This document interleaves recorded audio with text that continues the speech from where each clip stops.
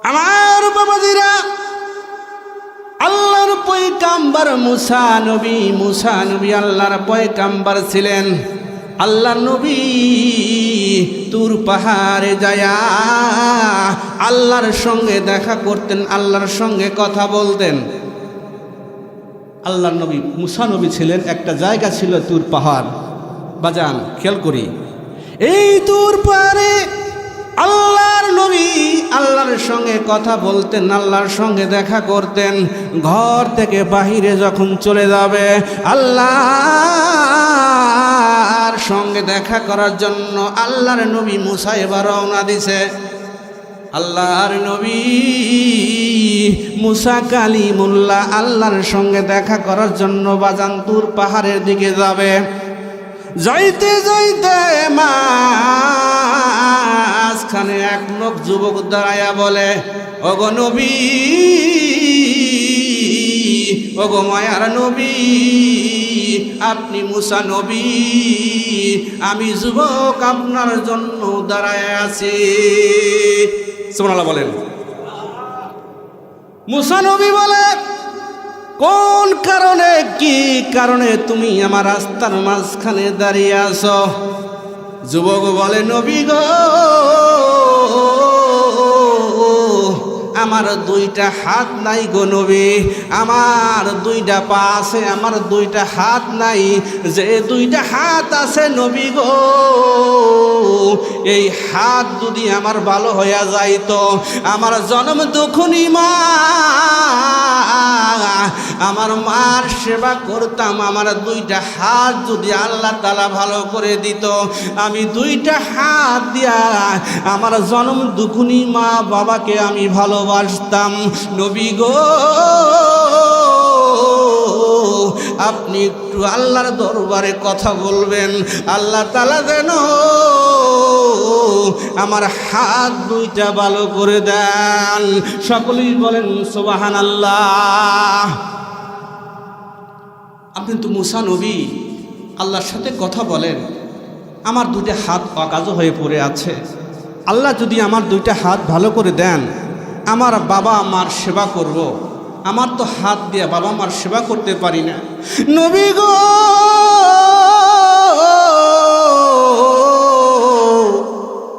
কত মানুষ হাত দিয়ে বাবারে ভালোবাসে, মাকে ভালোবাসে। আমার মনটা চায় নবী, আমার মা বাবাকে ভালোবাসার জন্য। আমার তো দুইটা হাত ভালো নাই গো নবী, আপনি যদি আল্লাহর দরবারে দোয়া করেন নবী, আপনার দোয়া আল্লাহ তাআলা কবুল আর মঞ্জুর করে নিবে। আমার দুইটা যদি হাত ভালো হয় নবী, আমি দুইটা হাত দিয়ে আমার বাবা মাকে আমি ভালোবাসবো। সুবহানাল্লাহ বলেন। বাজান, যার হাত নাই তারা বোঝে হাতের কি মর্তবা। যার হাত আছে, কত ছেলে মেয়েরা বাবাকে ভালোবাসে, মাকে ভালোবাসে, মহব্বত করে। আমার মনটা চায় নবী, আমার মনটা চায় হাত দিয়ে আমার বাবা আমাকে ভালোবাসার জন্য, কিন্তু আমার হাত দুটা অকাজ হয়ে পড়ে আছে। নবী গো, সর্বপ্রথম আপনি আমার আরজিটা আল্লাহর দরবারে তুলে ধরবেন। বাজান খারাপ লাগে? আল্লাহর নবী মুসা কালিমুল্লাহ বললেন, যুবক রে, তুমি কান্দিও না যুবক, তুমি কান্দিও না। আমি মুসা নবী কথা দিলাম, সর্বপ্রথম আমি আল্লাহর দরবারে তোমার ব্যাপারটা তুলে ধরব। যুবক, তুমি কান্দিও না রে যুবক, আমি সর্বপ্রথম মুসা নবী, আমি তোমার ব্যাপারটা আল্লাহর দরবারে আমি তুলে ধরব। যুবক চোখের পানি ছাড়ে, কান্দে, নবী গো, আমার জনম দুঃখিনী মা, জনম দুঃখিনী বাবা আমি স্পর্শ করতে পারি না, আমার দুটো হাত অকাজ। আল্লাহর নবী এইবার মুসা কালিমুল্লাহ তুর পাহাড়ে যাওয়ার পরে বাজান আল্লাহর দরবারে দুটো হাত তুলে কান্দে আর বলে, নবী গো, আল্লাহ গো, আমি মুসা নবী, আপনার সঙ্গে যখন আমি দেখা করতে আসবো, আল্লাহ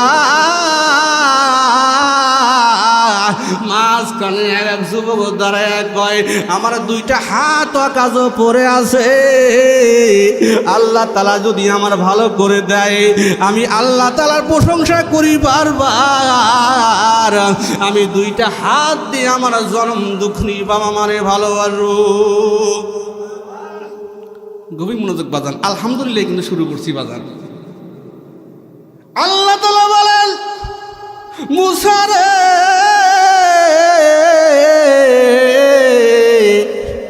তুমি ওই যুবক রে বইলা দিও, বাকি যে দুইটা পা ভালো আছে, আগামী 10 বছরের ভিতরে ওই পা দুইটা তার কাজ হয়ে যাবে।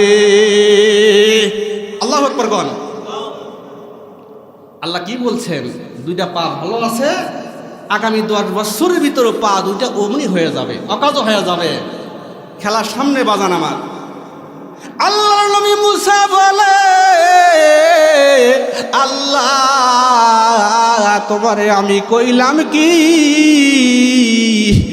তুমি আরো বইলা দিলা দুইটা পা তার কাজ হইয়া যাবে। আল্লাহ তুমি তো রহমান, তুমি তো রাহিম, তুমি গাফফার, তুমি কারিম, তুমি খলাকল ইনসান, সুন্দর করে তুমি মানুষ বানাইছাও। আল্লাহ তুমি তো সব করতে পারো। সুবহানাল্লাহ বলেন। আল্লাহ বলে, মুসা রে, আমি যা বুঝি ও মুসা তুমি তা বোঝো না। মুসা নবী এইবার মনটা খারাপ কইরা বাজান রাস্তা দিয়া হাইটা যায়, আর মনে মনে ভাবে, আমি যুবক রে কি প্রশ্ন করব। যুবক দাঁড়ায় আছে, আল্লাহ নবী মুসার কাছে বলছে যে আমার একটু দোয়া করবেন। আল্লাহ কি বলছে বাজান? আগামী 10 বছরের ভিতরে দুইটা পা ভালো আছে, এই পা দুইটা তার কাজ হইয়া যাবে। মনটা খারাপ হবে না, ভালো হবে বাজান। এইবার মুসা নবী রাস্তা দিয়া যায়, আর মনে মনে বলে, আমি যুবক রে কি প্রশ্নের জবাব দিব বাজান। রাস্তার মাঝখানে যুবক দাঁড়ায় আছে। যুবক বলে, নবী গো, ও নবী, কোন খবর নিয়ে আপনি আমার দরবারে আইছেন? মুসা নবী কোনো কথা বলে না। মুসা নবী মাটির দিকে তাকায়া থাকে। যুবক বলে, নবী গো, আপনি কেন কথা বলেন না নবী? আমার আল্লাহ কি বলছে আপনি আমারে জানাইয়া দেন। মুসা নবী এইবার তাকায়া বলে, যুবক রে, আমি আল্লাহ তাআলার কাছে তোমার ব্যাপারটা আমি তুলে ধরেছিলাম। আল্লাহ তাআলা বলে দিয়েছে, ভালো দুইটা পা যে তোমার আছে, এই পা দুইটা তোমার কাজ হইয়া যাবে।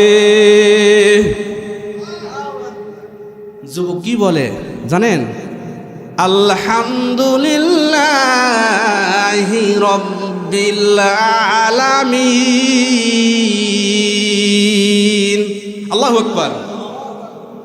যুবক বলে, আলহামদুলিল্লাহি রাব্বিল আলামিন। আল্লাহ তাআলা যদি আমার দুইটা পা অকাজ করে দিয়ে খুশি হয়, আমি আল্লাহ তাআলার প্রতি আমি কৃতজ্ঞতা প্রকাশ করলাম।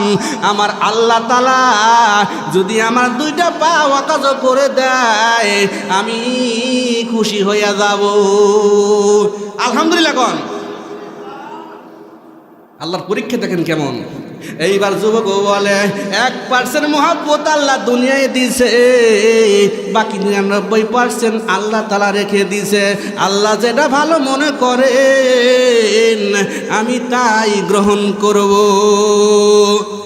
লাইন শাকারতুম লা আযিদান্নাকুম, আল্লাহ কোরআনে বলছেন বাজান, সূরা ইব্রাহিম 7 নম্বর আয়াত, লা আযিদান্নাকুম লাইন শাকারতুম। আল্লাহ বলেন বান্দাকে যখন আমি বিমার দিব, কষ্ট দিব, বান্দা যদি আলহামদুলিল্লাহ কয় আমি আল্লাহ তাআলা নিয়ামত দিয়া পরিপূর্ণ কইরা দেই। সুবহানাল্লাহ বলেন। এইবার যুবক যখন আলহামদুলিল্লাহ রব্বিল আলামিন এইটা বলার পরে যখন বাড়ির দিকে মুসা নবী যায়, মুসা নবী কয়, এই যুবক, আল্লাহ তাআলা বলছে তোমার পা দুটো কাজ হয়ে যাবে, তুমি কও আলহামদুলিল্লাহ রব্বিল আলামিন। তুমি তো রাগ করার কথা, আমরা বলি রাগ করতো না বাজান। দুইটা হাত ভালো করবে, আর আল্লাহ বলছে তোমার দুইটা পা কাজ হয়ে যাবে, আর রাগ করে চলে যেতাম। যুবক বলে আলহামদুলিল্লাহি রব্বিল আলামিন। আল্লাহ তাআলা খুশি হইয়া গেছে, খুশি হইয়া বলে জিবরাইল,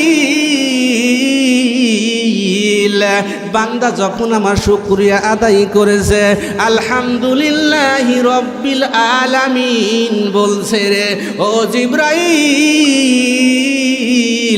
আমি আল্লাহ খুশি হইয়া গেলাম। ওই যুবকটার দুইটা হাত যে অকাজ আছে, এই দুইটা হাত তুমি ভালো করে দিয়ে আসো। সুবহানাল্লাহ বলেন। ডাকার মতো ডাকলে আল্লাহ কেমনে শোনে না, বান্দা ডাকতে জানো না রে, বান্দা ডাকতে জানো না। এই ডাকার মতো ডাকলে আল্লাহ কেমনে শোনে না, বান্দা ডাকতে জানো না রে, বান্দা ডাকতে জানো না। আল্লাহ বলে বান্দা রে, তোমার ডাকার জন্য আমি আল্লাহ সব সময় তৈরি হয়ে আছি। আল্লাহর পরীক্ষা দেখুন কেমন। এইবার বাজান মুসা নবী যখন বাড়ির দিকে যায়, বাড়ি যাওয়ার আগে দেখতে পায় সেই লোকটা দৌড়ায়া দৌড়ায়া আসে, ভাঙ্গা হাত। মুসা কইল কি, আল্লাহ কইল কি? এইবার যুবক দৌড়ায়া দৌড়ায়া যায়, মুসা নবীজি বলে নবী গো,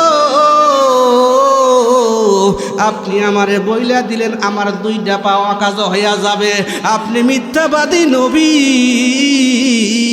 কিন্তু আমার দুইটা হাত ভালো হইয়া গেছে। গুণ কিসের বাজান? আলহামদুলিল্লাহ বলার। আলহামদুলিল্লাহ বলবো তো বাজান। এইবার মুসা নবী কয় আল্লাহ তোমার খেলায় আমি মুসা বুঝতে পারি না। আল্লাহ তুমি আমার কইলা কি, আর তুমি আল্লাহ তুমি করলা কি? আমি নবী তোমার খেলা বুঝতে পারলাম না। সকালবেলার ধনী রে তুই ফকিরি, সন্ধ্যাবেলার ধনী রে তুই ফকিরি সকালবেলা। কার খেলা বাজান? আলহামদুলিল্লাহ বলবো তো বাজান। সোনার ভাইয়ের আমার, এই জন্য আমরা সকলেই কিন্তু আলহামদুলিল্লাহ বলবো। স্বামী আর স্ত্রী দুইজন গরিব মানুষ বাজান, খাল বিলে যখন মাছ আসলে খাল বিলে যায়, গরিব মানুষ মাছ মারতে যায়, খুবই গরিব মানুষ। স্বামী আর স্ত্রী দুইজন খাল বিলে গেছে মাছ মারার জন্য, আর মনে মনে কয় আল্লাহ তুমি আমাদের কি দেখো না, আমরা গরিব মানুষ, দিন আইনা দিন খাই, তোমার কি আমাদের কিছু করতে পারো না আল্লাহ? এই বইলা যখন মাছ মারতে শুরু করে, হঠাৎ করে দেখে তৈরিয়া জাল আছে না বাজান, তৈরিয়া জাল গ্রামে কয় খাওয়া জাল। হঠাৎ করে দেখি একটা স্বর্ণের দোলা জালের ভিতরে আইসা পড়ছে। এইবার যখন উঠাইয়া দেখি স্বর্ণের দোলা কিন্তু মাটি দিয়ে জড়ার জন্য। এইবার যখন বাজারে নিয়ে যায় স্বর্ণ কারেক দেখায়, দেখেন তো স্বর্ণ না রূপা। সোনার ভাইরা আমার, স্বর্ণের দোকানদার বলে স্বর্ণের তুমি দলা পাইছো, কিন্তু যদি তুমি পরিষ্কার করে নিয়ে আসতে পারো দাম হবে 20 লাখ। এখন যদি তুমি বিক্রি করো দাম হবে 10 লাখ। কয় লাখ? 10 লাখ। আর যদি সুন্দর করে ধুয়ে নিয়ে আসো, পরিষ্কার করে নিয়ে আসো, এর দাম হবে 20 লাখ টাকা। স্ত্রী স্বামীরে কয় তুমি আলহামদুলিল্লাহ বলো, শুকরিয়া আদায় করো। স্বামী বলে জীবনে বহুবার আলহামদুলিল্লাহ বলছি, কোনোদিন কাজে আসে নাই, আজকে তো বলবো না, আলহামদুলিল্লাহ বলবো না। স্বর্ণ পাইছি অনেকবার জীবনে বলছি, কোনো কাজে আসে নাই বাজান। এই মহিলা যখন খালের কিনারায় চলে যায়, স্বর্ণটা পরিষ্কার করার জন্য যায়, মনে মনে কয় 2টা বাড়ি করবো, 10টা রুম করবো। আসলে গরিব মানুষ কিছু যদি পায় বাজান খুশি হয়ে যায়। এইবার যখন নদীর কিনারায় যখন যায়, পরিষ্কার করে মনে মনে ভাবে আমি তো গরিব মানুষ না, আমি তো টাকাওয়ালা হয়ে গেছি, পাইলাম 40 লাখ টাকা, দাম কইছে 20 লাখ। এইটা যখন পরিষ্কার করা শুরু করে, সমুদ্র ধরে ঢেউ এসে বাজান স্বর্ণটা নিয়ে যায়। এত খোঁজা খুঁজিল আর তো স্বর্ণ পাইল না।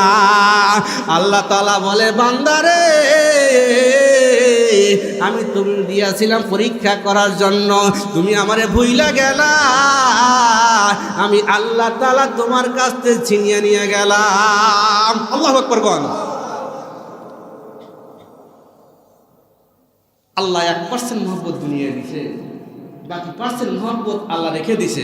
মায়া বেশি না বাজান আমাদের চাইতে? আল্লাহর মায়া বেশি না? আল্লাহ যা কিছু করেন আমাদের মঙ্গলের জন্য করেন, ঠিক না বাজান?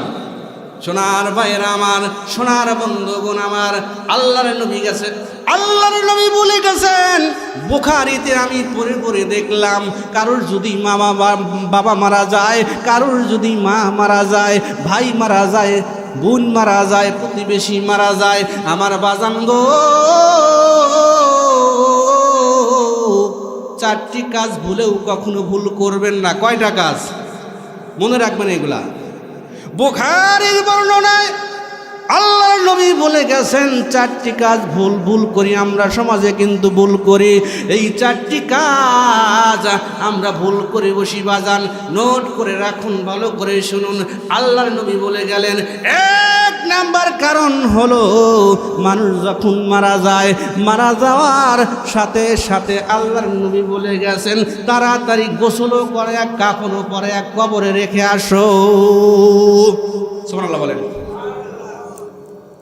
মানুষ যখন মারা যাবে, আল্লাহর নবী বলে গেছেন মারা যাওয়ার সাথে সাথে সে লাশ হয়ে যায়, তার কবরের বাড়ি ঠিকানা হয়ে যায়, সে কবরের বাসিন্দা হয়ে যায়।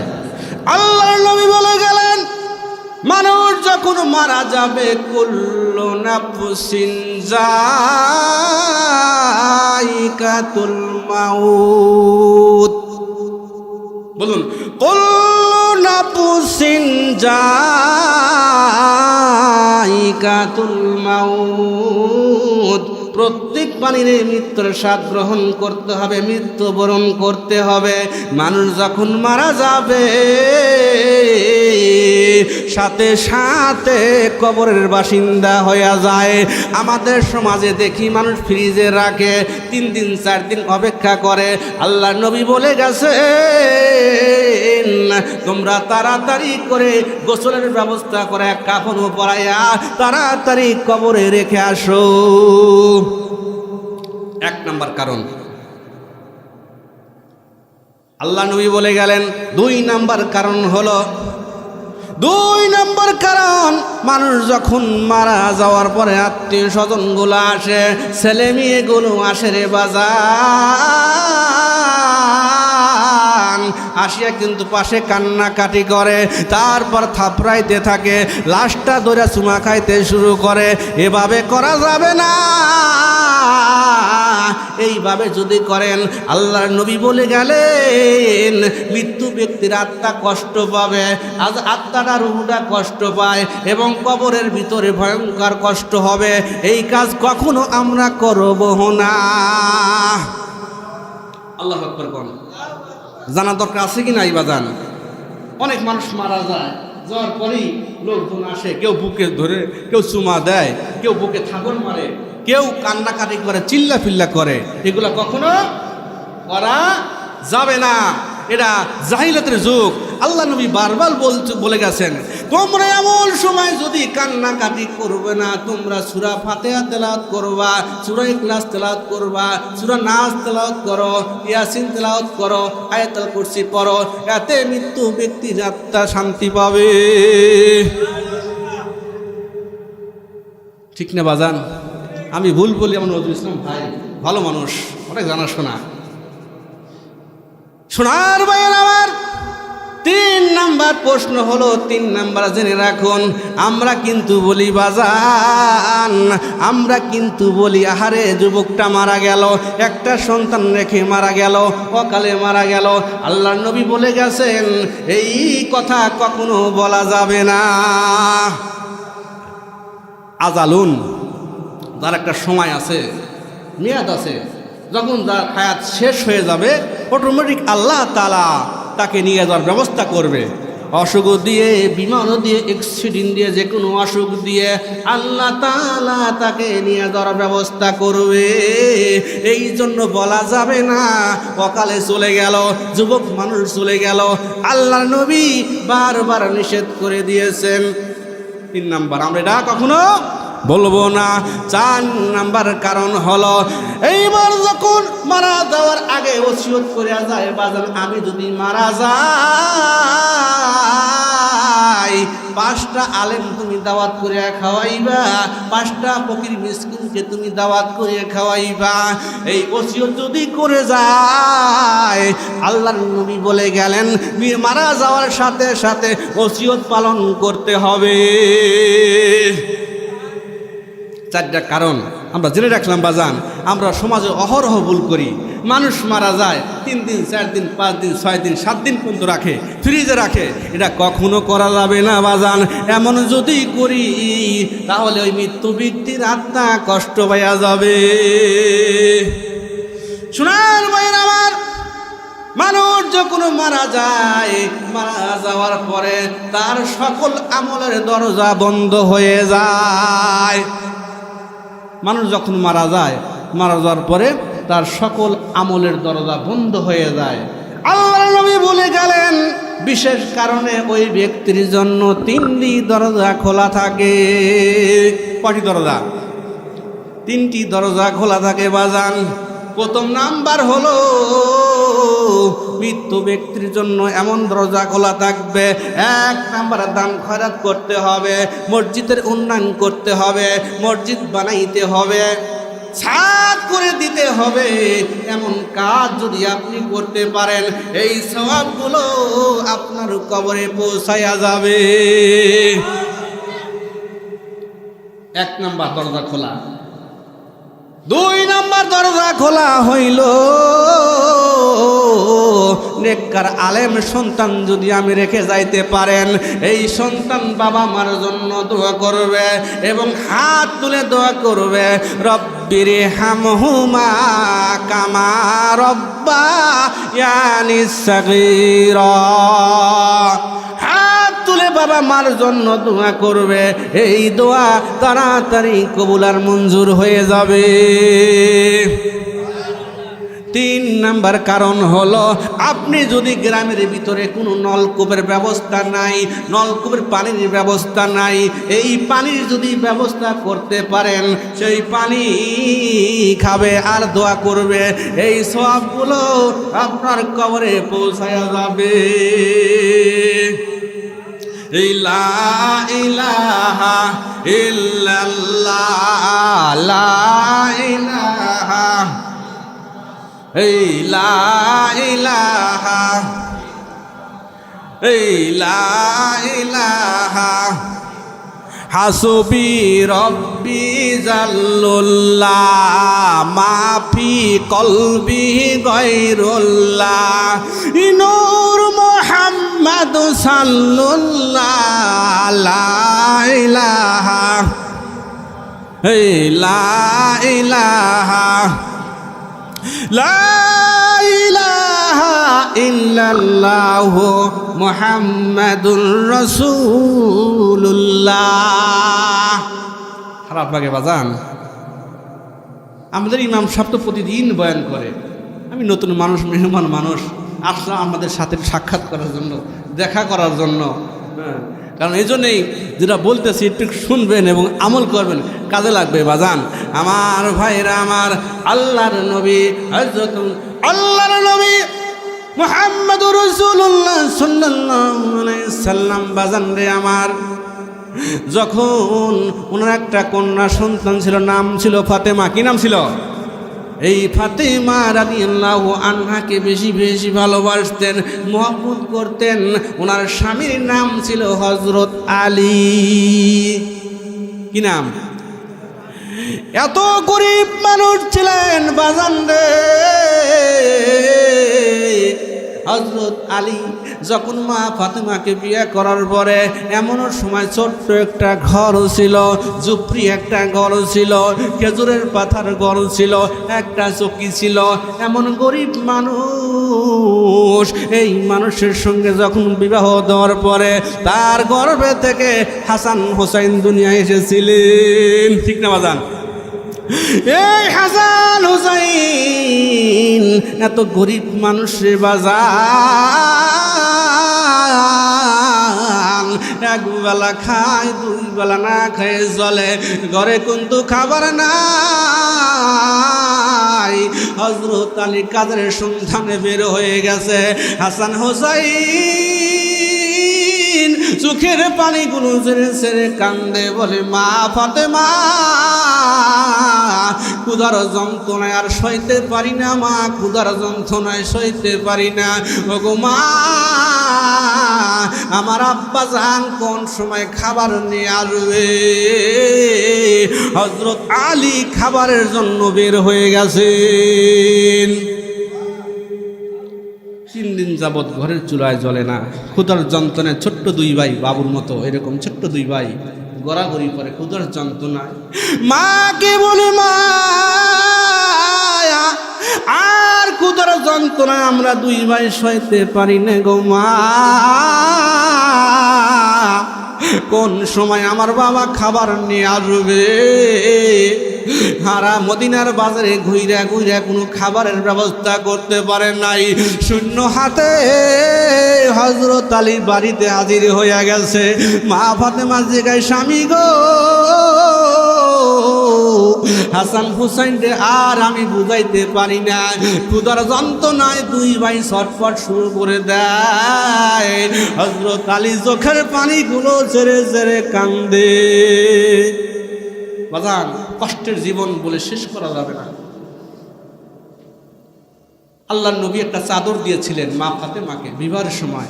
মা, এই চাদরটা আমি দিলাম, তুমি যত্ন করে রেখে দিও মা, চাদরটা তুমি বিক্রি করে দিও না।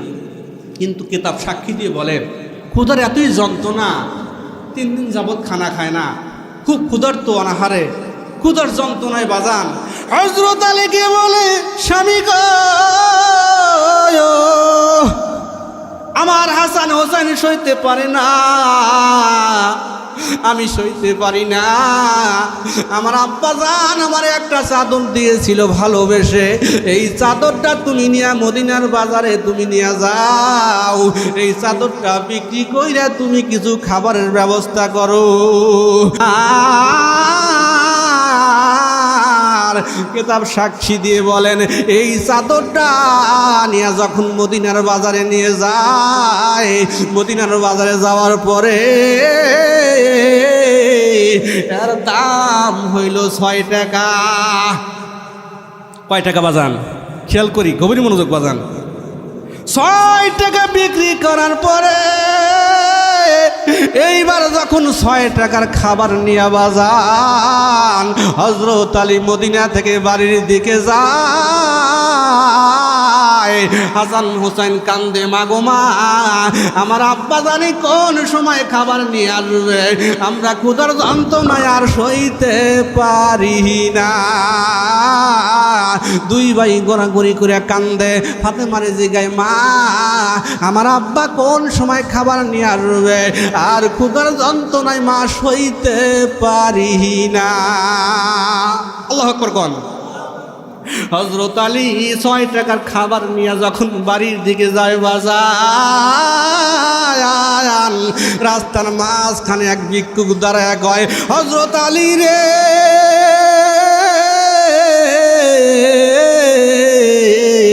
তোমার হাতে কি আলী?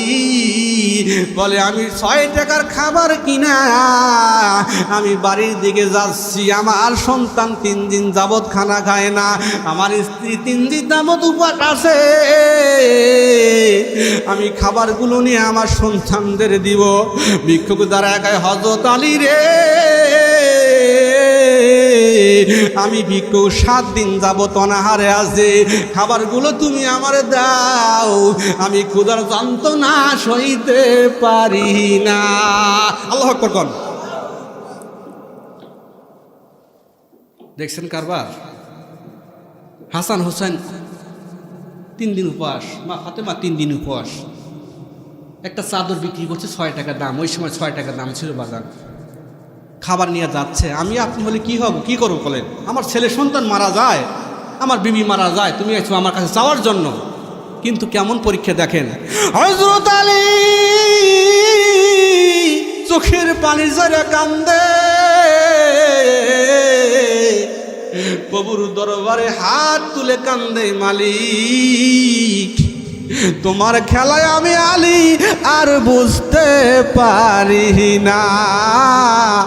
আমার সন্তানগুলো 3 দিন যাবত অনাহারে আছে, কোনো খানা মুখে নাই, আমার স্ত্রী 3 দিন যাবত অনাহারে আছে। আল্লাহ, তুমি আমার কোন খেলা খেলাইলা? আল্লাহু আকবার কোন। বাজান, আমার কিতাব সাক্ষী দিয়ে বলেন, টোপ্লাস 6 টাকার খাবার পুরোটাই ভিক্ষুকরে দিয়ে দিলেন, পুরোটাই ভিক্ষুকরে দিয়ে দিলেন। হযরত আলী চোখের পানিগুলো ছেড়ে ছেড়ে এবার বাড়ির দিকে যায়। হাসান হোসাইন কান্দে, বাবা আসবে, খাবার নিয়ে আসবে। মা বুঝাইয়া বলে, একটু পরেই তোমার বাবা খাবার নিয়ে আসবে, বাবা আর কান্দিও না, আর কান্দিও না, একটু পরেই তোমার বাবা খাবার নিয়ে আসবে। হাসান হোসাইন অপেক্ষা করছে বাবার জন্য। বাবা যখন বাড়িতে যায়, কিন্তু খালি হাতে কোনো খাবারও নাই। আল্লাহু আকবার কোন। মা ফাতেমা জিগায়, স্বামী গো, তোমার চাদর তুমি বিক্রি করেছাও, টাকা কই? তোমার তো খাবার দেখি না। আমার হাসান হোসাইন ক্ষুধার যন্ত্রণায় আর সইতে পারে না। হযরত আলী চোখের পানিগুলো জারিয়া জারিয়া কান্দে, বলে, ফাতেমা রে, 6 টাকার খাবার যখন আমি কিনা রাস্তা দিয়ে আসি, মাঝখানে এক ভিক্ষুক দাঁড়ায়া বলে, হযরত আলী রে, আমি 7 দিন যাবত অনাহারে কোনো খানা খাই না, তোমার খাবারটা আমারে দাও, আমি তোমার খাবারগুলো খেয়ে আমি একটু শান্তি পাবো। আমি সবগুলো খাবার ভিক্ষুকরে দিয়া দিছি। আমার আপনার বউ বলে কি কইতো ওই সময়, তোমার সন্তান বাঁচে না, আমি বাঁচি না, তুমি ফকির বেঁচাও। দেখেন কত বড় ভালোবাসা। মা ফাতেমা একটা কথা বলে না। হযরত আলী চোখের পানিগুলো যারা যারা কান্দে, খাবারের জন্য বের হয়ে গেছে। একটু দূরে যাওয়ার পরে দেখে এক ব্যক্তি হাজির হইয়া বলে, হযরত আলী রে, তুমি মা ফাতেমার স্বামী হাসান হোসেন আব্বা, আপনি হযরত আলী, আপনার কাছে আমি একটা উট বিক্রি করার জন্য হাজির হইয়া গেছি। সুবহানাল্লাহ বলেন। বাজান খেলার সামনে এইবার হযরত আলী কয়, আমি তোমার চিনি না ভাই, কি তোমার নাম, কি তোমার পরিচয়? হযরত আলীকে বলে আমাকে চিনতে হবে না ভাই, 100 টাকা আমি উটটা তোমার কাছে বিক্রি করব। হযরত আলী ভাই বলে ভাই রে, আমার কাছে কোনো টাকা নাই, আমার কাছে কোনো পয়সা নাই, 3 দিন যাবত অনাহারে আছে, আমার সন্তানগুলো অনাহারে আছে, আমি কি দিয়া তোমার উটটা আমি কিনবো রে ভাই? বলে তোমার কিনতে হবে না, বাকিতে আমি বিক্রি করবো 100 টাকা, যখন তোমার লাভ হবে আমি খুঁজা খুঁজা তোমার কাছে 100 টাকা আমি নিয়ে নেব। বাজান, এটা মসজিদ ঘর, গভীর খেয়াল করি বাজান। এইবার যখন 100 টাকা যখন উট বাকি বিক্রি করার পরে যখন সামনে একটু আইগা যায়, আর এক ব্যক্তি হাজির হইয়া কয় তুমি তো হযরত আলী, হাসান হোসাইনের আব্বা, আপনার উটটা আমি কিনতে রাজি আছি। এইবার বলে দাম কত? হাসান হোসেন আব্বা হযরত আলী কিন্তু দাম চায় না। ওই ব্যক্তি বইলা দিলেন তোমার দাম হবে 160 টাকা। 160 টাকা, আর ওই লোক বিক্রি করছে 100 টাকা। খেয়াল করি বাজান, লাভ কত? 60 টাকা। 160 টাকা যখন বিক্রি করা হয়ে গেছে, একটু পরে দেখে সেই লোকটা হাজির হয়ে গেছে। হযরত আলী রে, উটটা তুমি কয় টাকা বিক্রি করিসাও? 160 টাকা বিক্রি করছি। 100 টাকা তুমি আমারে দিয়ে দাও, 60 টাকা তুমি মদিনার বাজার করে নিয়ে আসো। তোমার সন্তানগুলো অনাহারে আছে, ক্ষুধার যন্ত্রণায় কান্না করে, ফাতেমা ক্ষুধার যন্ত্রণা সইতে পারে না। হযরত আলী রে, আর তুমি দেরি কইরো না, তাড়াতাড়ি বাজারগুলো কিনে তুমি বাড়িতে চলে যাও। হযরত আলী কোনো কেরামতি বুঝতে পারে নাই, মদিনার বাজারে গেছে। বাজার যাওয়ার পরে 60 টাকার অনেকগুলো বাজার হয়ে গেছে। বাজান বেশি হবে না? 60 টাকার বাজার, 6 টাকা 60 টাকা, অনেক বাজার না বাজান? এইবার যখন 60 টাকার ব্যাগ ভর্তি বাজার কইরা যখন বাড়ির দিকে যায়,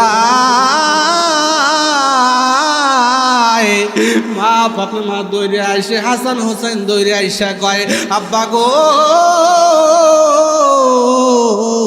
আপনি খালি হাতে গেলেন আব্বা। হাসান হোসেন কান্দে, বাবা গো, এত ভর্তি বাজার আপনি টাকা কোথায় পাইলেন? আব্বা গো, আমি হাসান হোসেন জানতে চাই।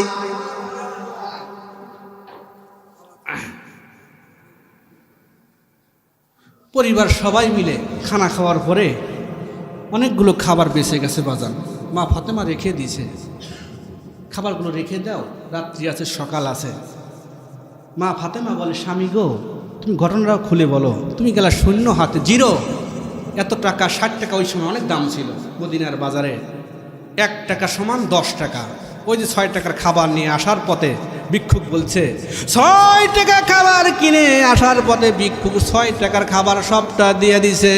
এই খাবার দান করার কারণে আল্লাহ তাআলার কাছে পছন্দ হয়ে গেছে।